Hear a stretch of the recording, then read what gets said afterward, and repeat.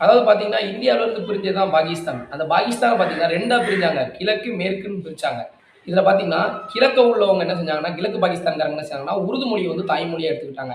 அப்ப கிழக்கு உள்ளவங்க என்ன பண்ணாங்க அப்படின்னா, மேற்கு உள்ளவங்க இந்த உருது மொழிய திணிச்சாங்க. ஆனா, மேற்க உள்ளவங்க வந்து அத ஏத்துக்கிடவே இல்ல. அந்த மொழிய ஏத்துக்கவே மாட்டேன் அப்படின்னாங்க. நாங்க வந்து தனி மொழிகள் வேணும், தனி தேசம் வேணும் அப்படின்னு அவங்க போராட ஆரம்பிச்சாங்க. கடைசி பார்த்தீங்கன்னா, அவங்க வந்து பார்த்தீங்கன்னா, வங்க மொழிய வந்து தேர்ந்தெடுத்தாங்க. வங்க மொழி தான் எங்களோட தாய்மொழி அப்படின்னு தேர்ந்தெடுத்தாங்க. இதுக்கு போராட்டங்களும் பல போராட்டங்கள் வச்சிருந்தாங்க. 1952 பிப்ரவரி 21 இதே நாள்ல பார்த்தீங்கன்னா, போராட்டம் அறிவிச்சாங்க மேற்கு வங்காளத்துல.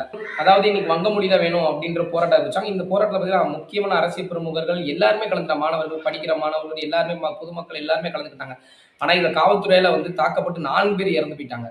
அதாவது உலக தாய்மொழி வந்து அறிவிச்சதே யுனெஸ்கோன்ற ஒரு அமைப்பு தான். இது வந்து யுனெஸ்கோ அவங்க வந்து கையில் எடுக்குறாங்க. இதுக்கப்புறம் பார்த்தீங்கன்னா, 1956ல பார்த்தீங்கன்னா, யுனெஸ்கோ அமைப்பு என்ன பண்றாங்க அப்படின்னா, வங்க மொழியவே உங்களுக்கு தாய்மொழியா குடுக்குறாங்க. இதனால தான் பிப்ரவரி 21ஆம் தேதி பார்த்தீங்கன்னா, உலக தாய்மொழி நாள் அப்படின்னு கொண்டாடப்படுறாங்க.